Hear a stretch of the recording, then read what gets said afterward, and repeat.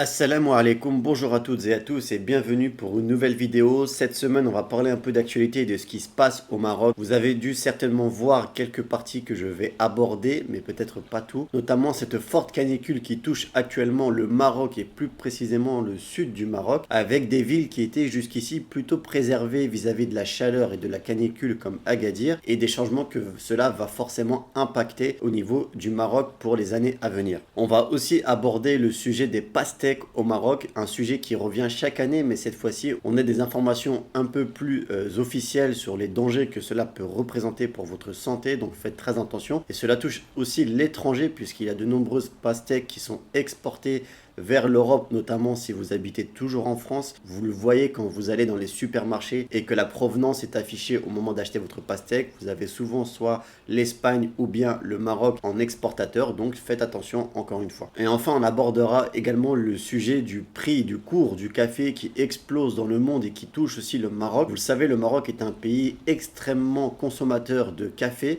Le business autour du café, le commerce, l'importance qu'il a dans le rôle social du pays au niveau de la population, cela aura donc un impact négatif malheureusement pour la population marocaine. On commence tout de suite sans plus attendre. Alors désolé pour la qualité de l'image qui est en fait assez petite et du coup au niveau du rendu sur la vidéo, ça va être un peu pixelisé. Mais pour vous montrer l'importance de la canicule qu'il y a eu au Maroc, c'est le classement mondial d'Agadir le 11 août au niveau international. Agadir était placé à la 5e place des villes les plus chaudes dans le monde. Alors c'est exceptionnel quand on connaît en plus la douceur, le climat d'Agadir qui est une ville généralement assez fraîche, assez agréable à vivre. Et là, on a dépassé les 50 degrés. Bah, c'est simple, le classement est détenu par les villes irakiennes et iraniennes et seul Agadir figure dans ce classement. C'est pour montrer à quel point il a fait chaud le 11 août et il continue de faire chaud au moment où je tourne la vidéo.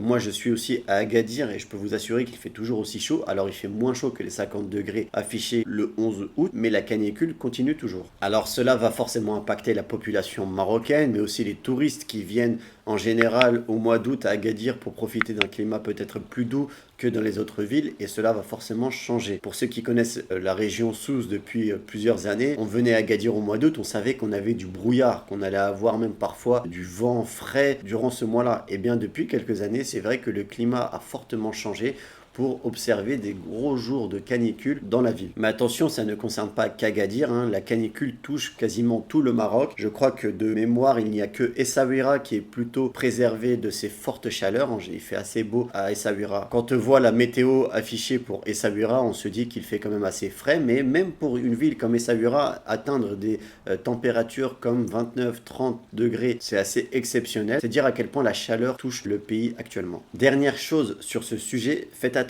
même quand il y a du brouillard. C'est quelque chose d'assez fréquent au Maroc et notamment dans le sud d'avoir du brouillard quand il fait chaud. Alors si vous allez vous baigner, ne sous-estimez pas la puissance du soleil même si elle est masquée par les brouillards. Protégez vos enfants, protégez-vous avec de la crème solaire parce que le soleil tape quand même et parfois même encore plus fort que sans le brouillard. Donc voilà, c'était un petit message très rapide pour vous dire de faire attention même lorsque le temps est couvert. La deuxième actualité assez forte est la commercialisation des pastèques insalubres dans certains magasins. Alors là, c'est précisément Marjane qui est épinglé, mais ça ne concerne pas que Marjane. Il faut savoir que la plupart des fournisseurs en général sont les mêmes, donc les pastèques que vous allez retrouver à Marjane seront plus ou moins les mêmes que vous trouverez dans les souks ou même dans les autres supermarchés. Donc là, c'est Marjane qui est épinglée parce qu'elle a été contrôlée, mais il faut se dire que ça peut arriver dans n'importe quelle surface de magasin. Pour vous faire la synthèse de ce qui a été évoqué, c'est la présence de matières actives non homologuées au Maroc. Donc ça veut dire que c'est des produits chimiques qui ont été trouvés. Donc là, ce qui est cité, c'est le flonicamide et le triadiménol, donc des produits encore une fois chimiques dans la pastèque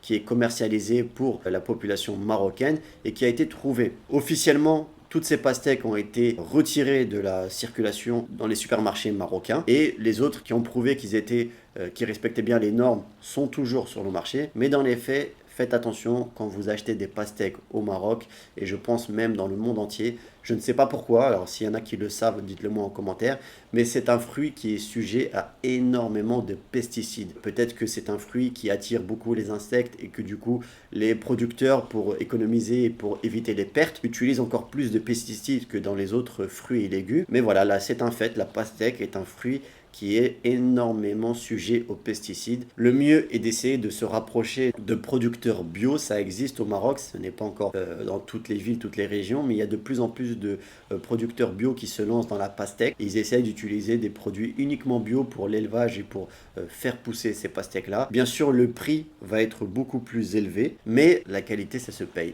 Que ce soit pour l'alimentation, que ce soit pour les vêtements, que ce soit pour l'ameublement. Et là, ça concerne votre santé. En commentaire si du coup vous continuez à consommer de la pastèque ou bien si vous avez tout simplement arrêté. Donc petite précision parce que du coup Marjane a réagi avec une nouvelle communication pour indiquer que les lots de pastèques qui restent maintenant sur le marché ont subi des tests et suite à ces analyses effectuées, eh bien ça a révélé une conformité de ces produits et ils essaient de rassurer leur clientèle pour les pastèques, ce qui est normal, en même temps c'est leur gagne-pain. Et bien sûr, il n'y a pas de raison de ne pas les croire, hein. Ils disent que les analyses ont été faites sérieusement par l'ONSSA, qui est l'Office national de sécurité sanitaire des produits alimentaires. Donc voilà, je vous partage quand même leur communication parce que c'est normal, il faut donner aussi leur droit de réponse. Alors peut-être que cette news va vous faire sourire, mais sachez que le cours du café explose et que les torréfacteurs marocains vont forcément augmenter leur prix. Et s'ils augmentent leur prix, sachez que vous paierez